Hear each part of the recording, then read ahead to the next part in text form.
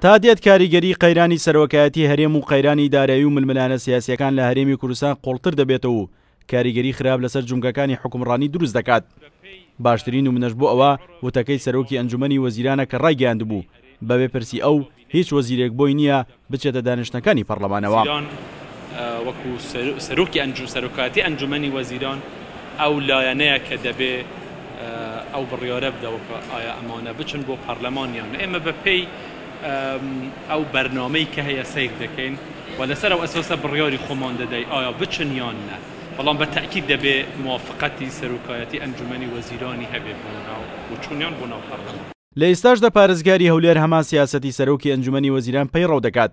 ڕێگە نادەت هیچ بەڕێوەبەری فەرمانگەیەک لەم شارە بچێتە ئەنجومەنی پارێزگای هەولێر بۆ لێپرسینەوە و بەدادەچوون سەبارەت بە کۆمەڵکوڕەکانی هەولێر و قەیرانەکان.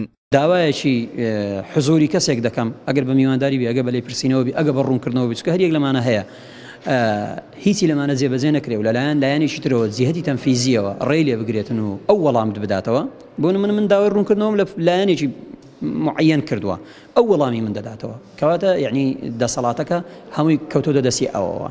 ئەمە بەڕاستی بە فعلی وایە ئێستا هاوشێوەی ئەوەیە کە سەرۆکی حکوومەت داوا دەکاتن هیچ وەزیرێک بەبێ من ناچێتە پەرلەمان ئەمەشیان لێرکانە هەمان شتی دووبارە کردوەوە کە هیچ بەڕێوەبەرایەتێک یاخود هیچ داواکاریەک نابێ بەلای مندا تێپەڕ نەبێ نابێ. ئەندامێکی پەرلەمانی کوردستان سەبارەت بۆ مەسەلەی ڕای دەگەێنێت هیچ بڕگەیەکی قانونی نییە کە سەرۆکی حکوومەت یا پارێزگار ڕێگری لە وەزیرەکان و بەڕێوەبەری فەرمانگەکان بکات بچێتە نێو هۆڵی پەرلەمان و ئەنجومەنی پارێزگای هەولێرەوە. بۆی ئەوە کارێکی ناقانونیە و پێچەوانەی بڕگەکانی قانونە لە هەرێمی کوردستان. بەداخەوە یعنی وەکوتم هیچ یاسایەک نییە هیچ یاسایەک لە یاسای ئەنجومەنی وەزیران لە پێڕێونی خۆی پەرلەمانی کوردستان کە ئەو پەیوەندیە ڕێکەخا لە نێوان پەرلەمان و حکوومەتە هیچ نەستێکی قانونی نییە کە باز لەوە بکە کە پێویستی بە ڕئیسی ئەو هەیە کە سەرۆکی حکوومەت بێ پارێزگاری ئەو پارێزگایە بێت کە ڕێگەنەیە ئەوەی خوار خۆی بێتە ناو پەرلەمانیا بچێتە ئەنجومەنی پارێزگا. لە ماوەی ڕابردوودا ئەنجومەنی پارێزگای هەولێر بانگێشتی هەرێک لە بەڕێوەبەری پۆلیس و سەرۆکی شارەوانی هەولێری کردووە بەڵام وەکو خۆیان دەڵێن پارێزگار ڕێگری لێکردون و هەمان سیاسەتی سەرۆکی ئەنجومەنی وەزیرانی دووبارە کردووەتەوە.